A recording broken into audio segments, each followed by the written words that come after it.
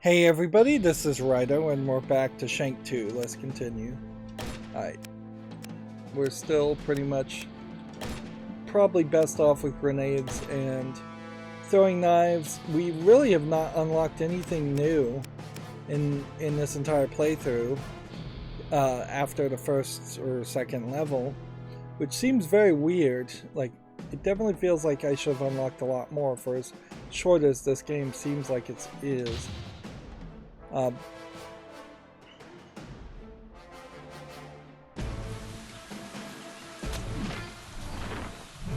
guess maybe this is introducing the idea of booby traps in a... I was saying Central American country, but this really feels more like a Amazonian, Brazilian forest type experience. And this definitely feels more like you're playing Pitball now than a beat 'em up game.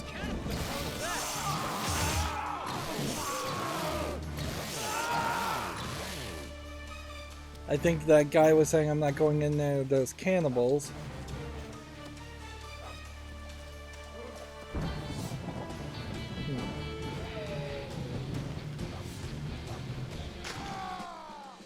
Alright, so I died immediately.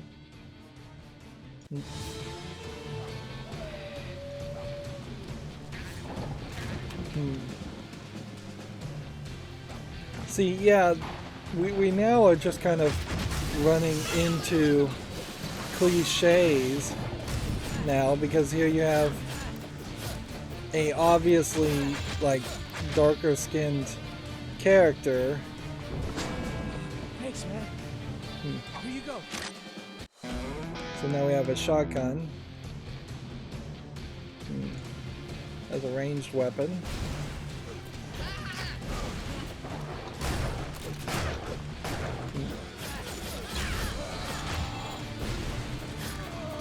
Well, there were African tribes that looked like that, and there are some African tribes that are cannibals. That I think that was highly blown up by mostly, I would say, UK colonialists and slavers, slave owners of the United States. Like, I just don't think all Africans being depicted that way was ever realistic or in any way accurate. It was a fairly well worn tradition for travelers, or people that claim to be the travelers, in the colonial times and in the old times of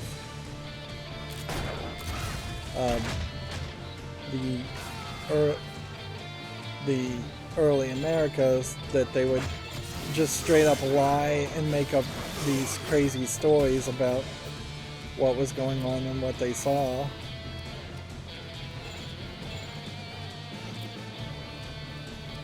That being said, this does not feel anything like a Mexican or Central American world. And now we have Indiana Jones comparisons we're doing here.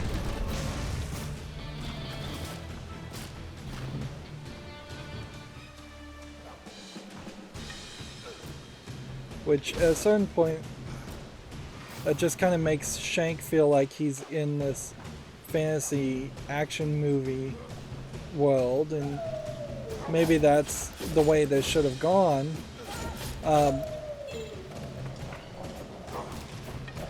There was, if I'm recalling correctly, the game Beautiful Joe was pretty much that same concept, where you had a guy who was sucked into action movies, or he was an actor in action movies, and so it would just jump from scene to scene. And that's not atypical at all for what you would experience in most beat 'em up games. Fake history. Interesting.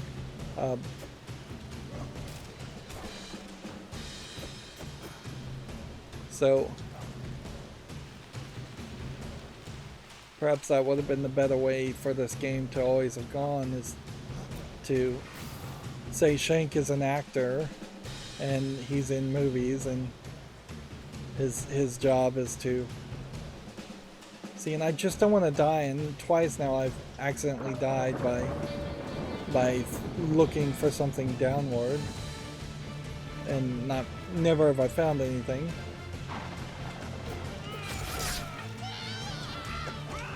Yeah, we are definitely getting more and more like a movie and less like a video game. Arguably, this art style is not as difficult as it might seem to play as, because it's less visual distractions, and you can just, or at least I can, focus on the shape of my character, who's sharply different in height and build compared to the really big and really small characters. Of course, none of that really matters too much, because we are still running into major issues of not really being able to use the dodge button because it's in the wrong way. Inherently, the right trigger to pounce and the left trigger to grab are wrong. Or actually, it's vice versa to that. It's actually grab with the right trigger and pounce with the left trigger. But regardless, neither one of those are right. You should be dodging with either the left trigger or right trigger. That way you can continuously use the left stick and the buttons to attack, the face buttons.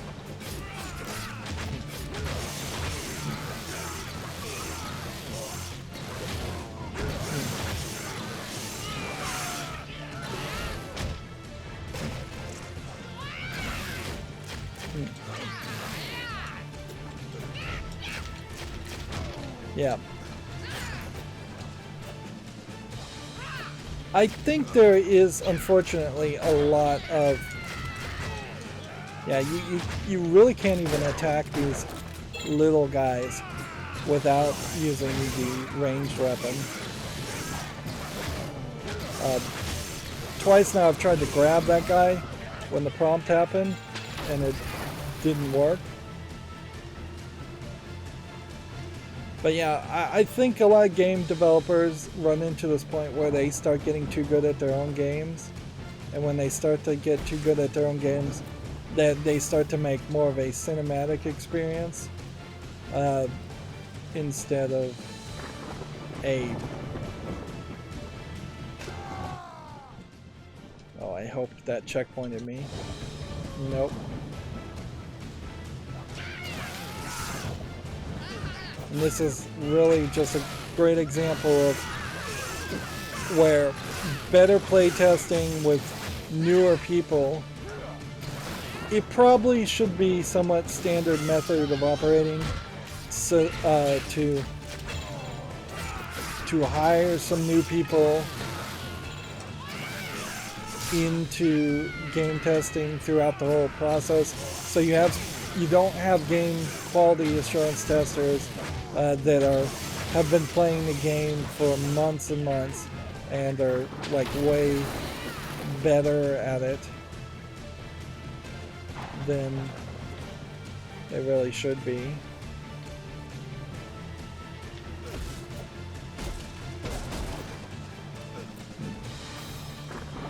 Because that's the only way I could see them doing any QA testing, which maybe they just didn't do any QA testing. That's the other possibility, certainly. But I don't imagine, I can't see a way that you would have had that sequence that we just ran into be that difficult without getting some form of feedback. Now, of course, it's up to the game developers whether they actually care about fixing problems and difficulty spikes when they're given that feedback, and very often there is a lack of time or funding, so they don't bother to fix problems.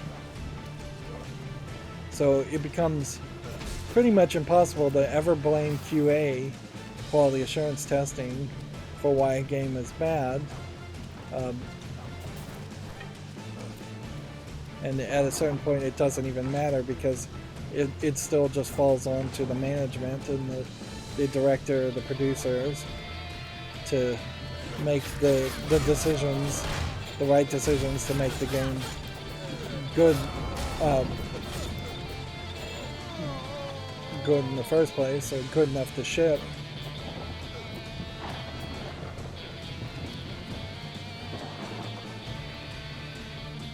This is really too much platforming for what this game is.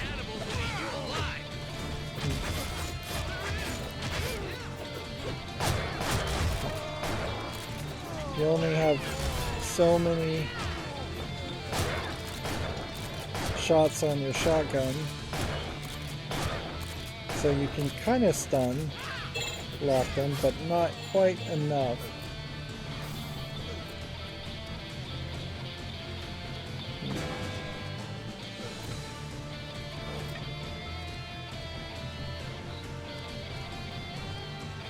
This definitely felt like your final boss fight was going to be centered around finding the new president, who may be in some kind of like robotic body since he has a heart condition. I'm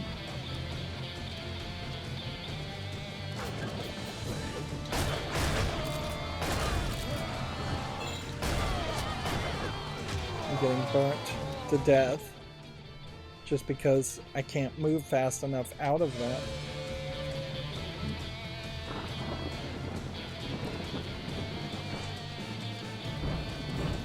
Alright.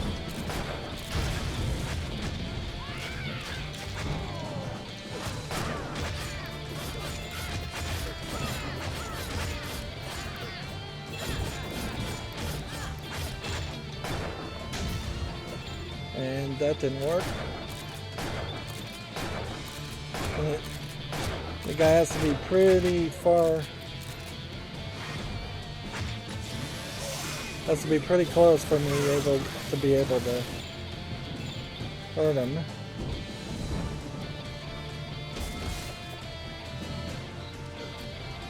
Rebel intel cannibals.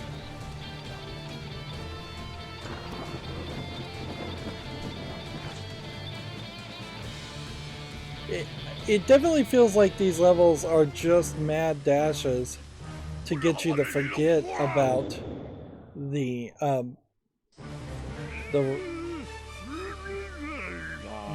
military and the military general.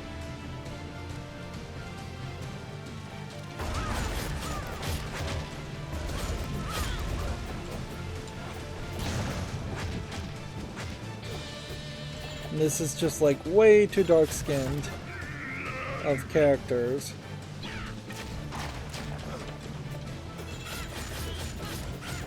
Like, for a Central American tribe, I mean, maybe realistically it isn't. And we cannot seemingly even hit the cannibal leader.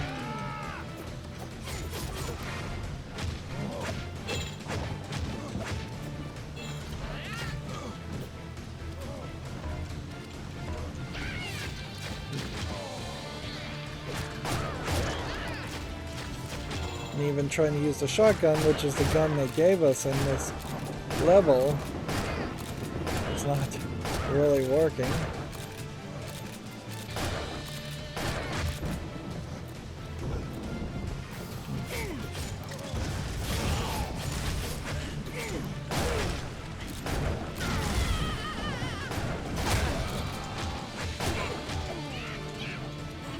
So now the real fight begins.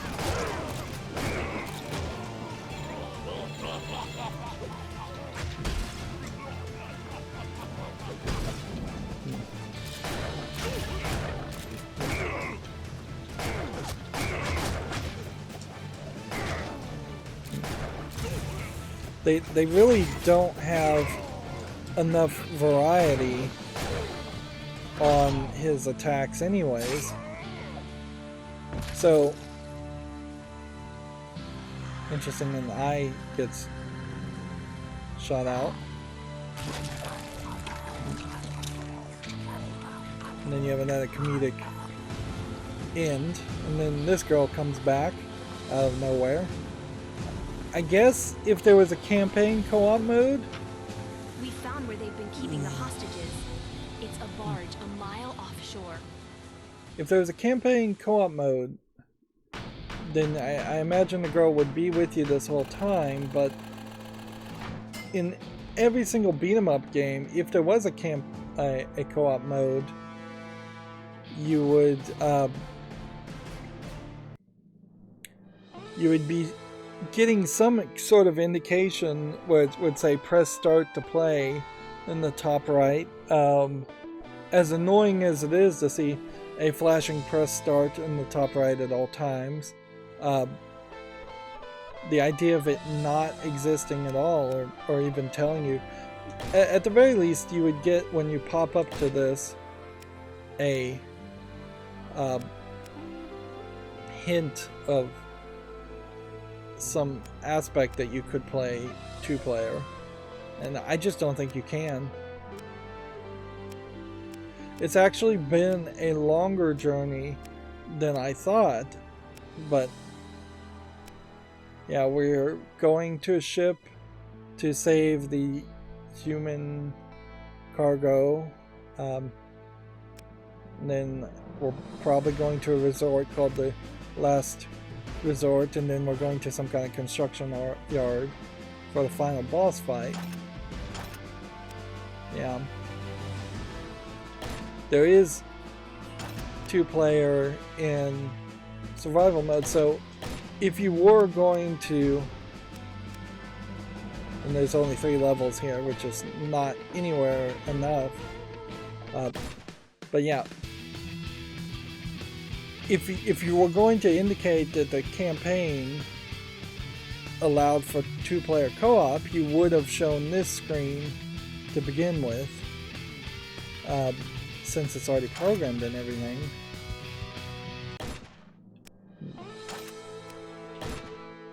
Medals wise,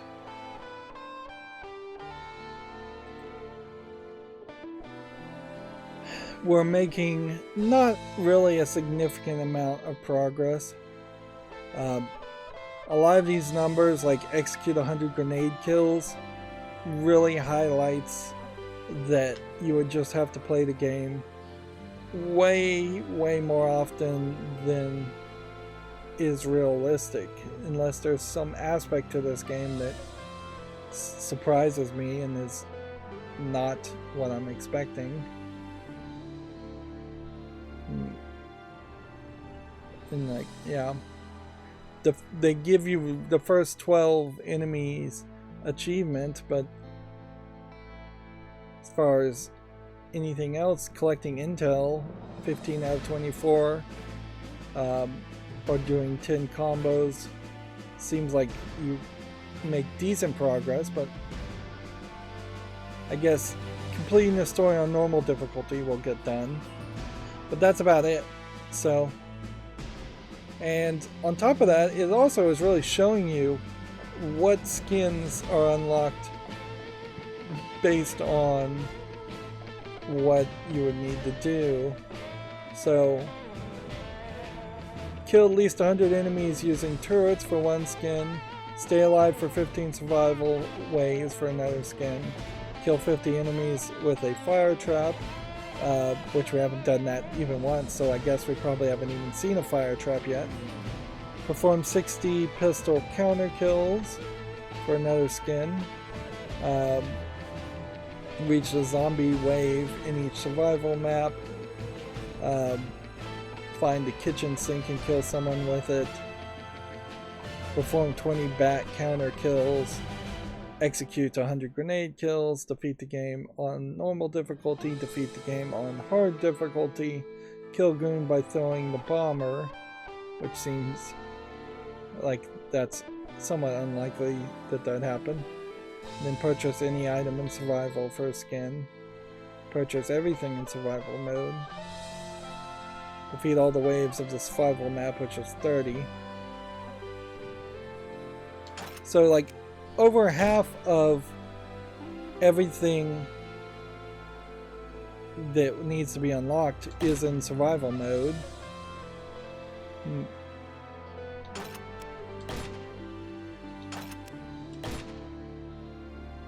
Let's see. It definitely feels like the story was much more personal and better written, and that there was frankly just more dialogue in the first game compared to the second game.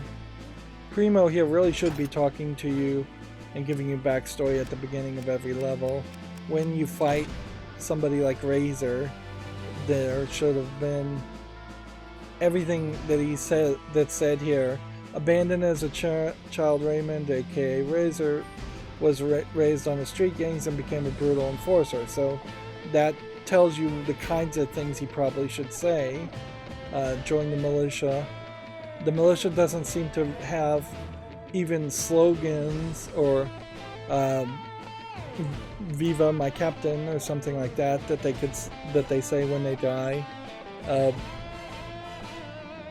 If he's legendary for using excessive force during interrogations, he should then make threats of using excessive force in a fight.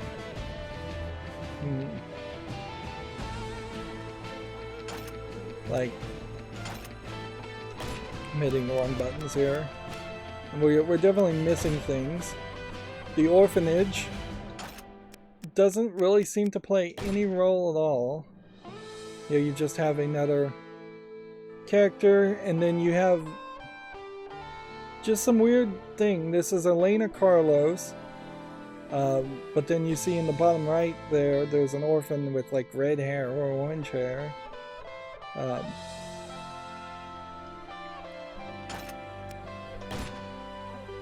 And then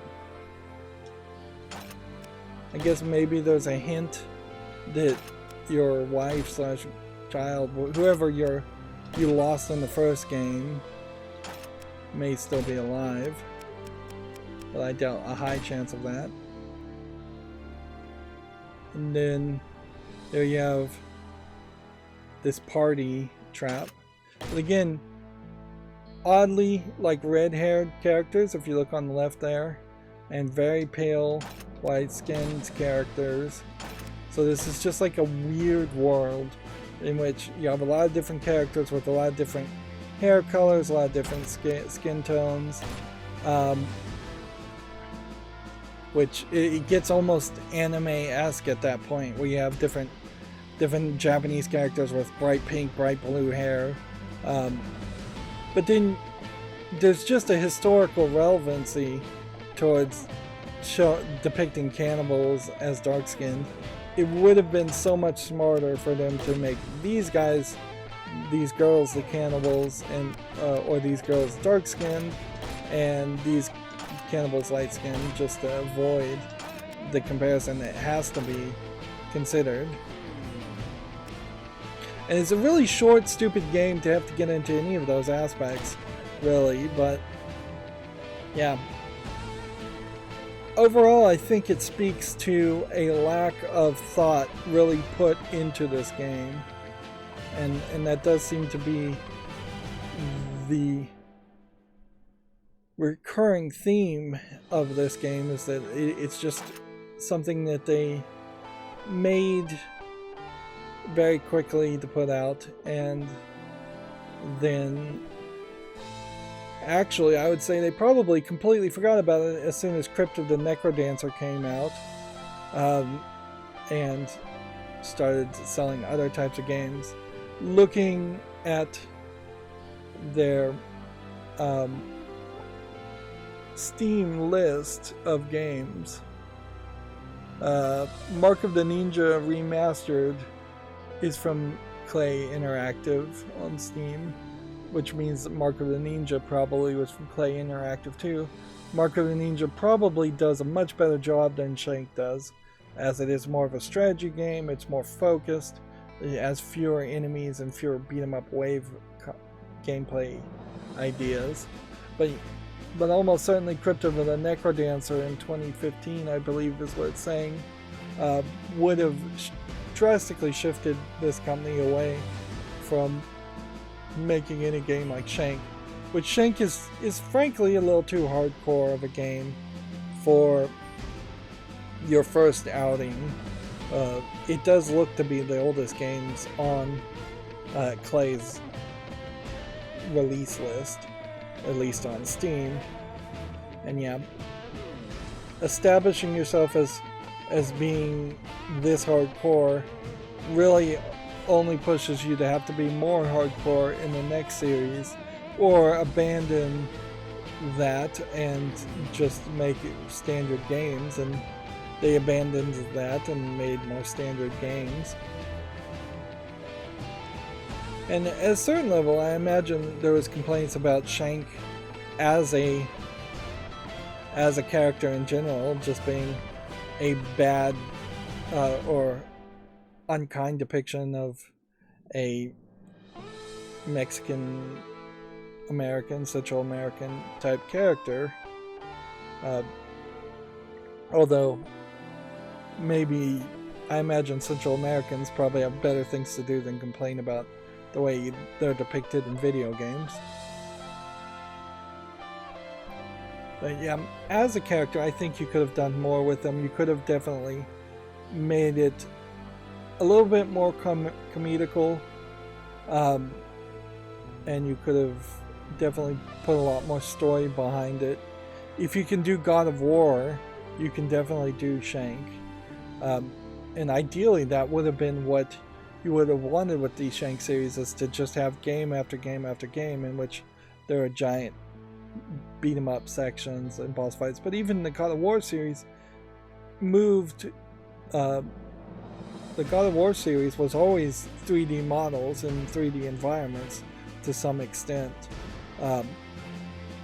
So keeping it flat in a 2D style game may have been a constrictor as far as how the levels in particular were designed. So that may have been a problem. So if you were going to reboot or remake Shank, I'd probably make him a 3D character. I'd probably try to make it like a classic God of War game, where there's a lot more levels and a lot more enemies and unique bosses with unique attack styles and then attack patterns. This game doesn't feel like it has very good attack patterns, particularly the Cannibal King there. All he did is rush into you, so if you dodged that, you would win. Anyways, that's going to be it for this recording. The audio is still way too loud, I know. As always, I ask you to like, share, subscribe, comment, and watch every second of my videos. If you want a friend to follow me on any social media sites, there's a whole bunch of links down below. And if you want to support me further, there's a link to Patreon, or you can friend me on Steam and get me a game off my wishlist. Thank you for watching. Have a good evening.